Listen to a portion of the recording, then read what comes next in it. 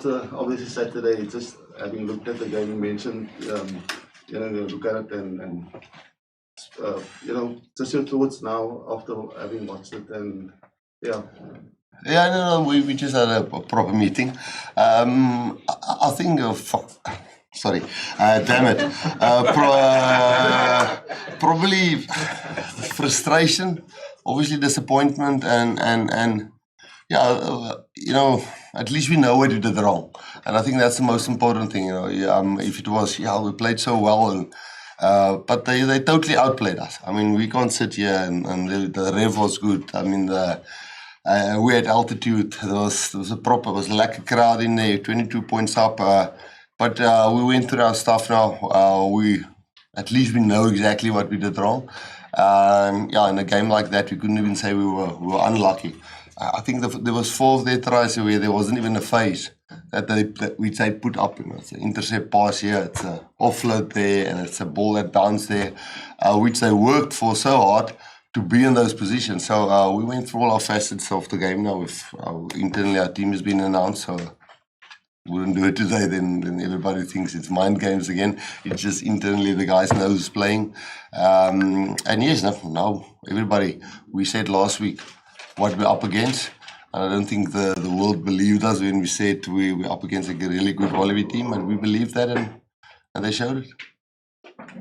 Joshua said they were lucky. They were possibly lucky. You mentioned unlucky. He said they were possibly lucky in certain instances, especially when you guys were on attack and going for the line and just traveling on the other side. I don't want to quote Gary Player, but no, they were well organized. For the plans that we had, they had good counters, not counter-attack, counter plans, and the intercept was a good decision by their player. It's not such a bad pass by Mani. If the ball got away, it would have been maybe a try, but their player made a better read. When Andre tried with the offload, he didn't stick and their player was there. So, no, we were unlucky, but we were unlucky because they worked hard. They found a way at altitude to beat us, and I can't have excuses on that. Joe's a good coach, and they've got a bloody good team. Mubin and then Hi Rassie, I can help you guys as well. Rassie, just in terms of when the Boks always lose when it's backs against the wall, or you guys have a painful loss like Saturday. Yeah. Normally you guys come back really with a vengeance. So just the approach this week, how do you guys take it? Because we see that you guys had this width-to-width play, lots of running rugby, lots of air, but we didn't see a lot of mauling, a lot of line-out scrums as well. But the additional things that work for you guys, the strengths as we know it. Yeah, so is that your approach this week, to go back to those basics of getting the strong defense, getting the good kicking game, set pieces, those type of things, so that the guys like Kane can actually get some of the freedom and the sort of the width with their foundation, Yeah, Kane probably better. He can say we was frustrated on how long did he play? 20 minutes. 20 minutes. It's the thing is, if you play beautiful rugby and you lose, you lose. If you play boring rugby and you win, you win and people are happy. And we were totally on the wrong side of that balance on Saturday. And that's not because Tony coaches that way, and it's not. I think it's a trap that we also fell into against Italy in the first match when we were 25 points up. You tend to think things is now easy, and there's so much space here, and then a team like a proud country like Australia, then they just take the opportunity. So 100% right, we hope to do that on Saturday. Rassie, it's obviously unfamiliar territory for you guys and then for everyone watching as well. If you could just give us a sense of, it's unfamiliar territory for players as well. Yeah. Just give us a sense of what that dressing room was like in the minutes and hours as a team together after Saturday, and then what the messaging has been from you to the players. I mean, has it been firm? What's the kind of stance at the moment and how the players responded? Oh, only training is afternoon or after lunch, Lloyd. But I know it's I can say different words to describe it, but everybody wants to find the solution. And is it the way? Is it the last message in the change room? Is it hey, when you were 22-0 up, let's put them away? Is it forgetting how desperate they are to, yeah, they've got the World Cup going in 2 years' time at home. You know, there's so many things that we can find wrong. But then at the end of the day, we have to go and look, listen here, at this move, at this scrum, at this line-out. And I think his question is very valid, you know. You know, we always want to try and keep the traditional way we always play, with some other things we want to get right. I don't think the meeting was bad or in a tense way, because it's all adults, you know. Sometimes we get upset with each other, but I think everybody's in agreement what we have to do to rectify it on Saturday.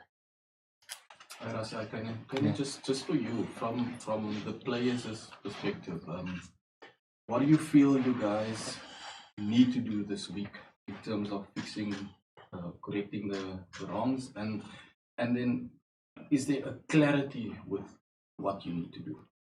Yeah, I think great question. I think obviously we are all very disappointed with the performance on Saturday.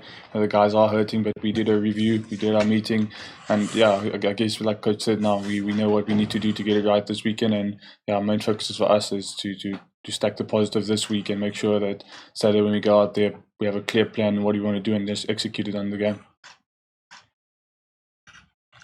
Brandon, I'd just like to know, obviously you have been on the winning side for all your previous days, and suddenly you come on the field and you guys are behind, or the pace is lacking and the Wallabies are picking up. Can you just tell us, as a quite young and in that sense inexperienced player, coming on as a sub and suddenly things are changing very quickly, what was running through your mind? What did you think you had to do or change, or what was going through your mind when you came up and things were slowly starting to change? No, I think we got comms from the coaching staff on what we needed to do and what maybe to try and swing the game around. And I think that was just my message. I went on at wing, so we needed to get our kicking game going again. And yeah, I think that was just main focus for me to go out there and just try and make a positive influence in the kicking game and putting pressure on Australia again. But yeah, like I said, we didn't manage to do that. I mean, yeah, we won the pump, and I think, yeah, like I said, it was very, very disappointing for us as a team, but we know what we need to do to get it right next week. Stephen, and then Justin. Russ, do you think that there could be an element of conditioning, and I don't mean that in a negative way, I mean it in the sense that obviously things have changed a bit in terms of how teams are picked from different parts of the world, so that whole high-felt factor may not be in your favor anymore. Do you think that might be a point, or is that, you know? Stephen, I think you are 50% right there. I think the one thing is we are chopping and changing teams.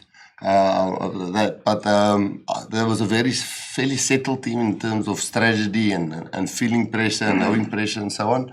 Not credit to Australia. I mean, the wing is 20, the inside center is 22, and you know, so they haven't played a lot of matches. You know, Skelton comes from France, and he comes into the mix. I mean, their captain is a fairly young guy. I think he's 25, 26. So, but we've used in the last 10 years against them 67 players. I think it's now about 70, and it's worked for us. I really think our downfall was getting 22 points up, and if you then lose the momentum in a test match, it's very tough to gain it again.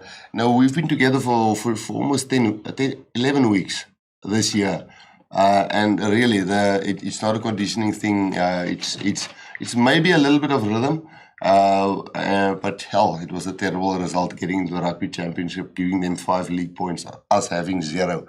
But I don't think from the leagues all over the world.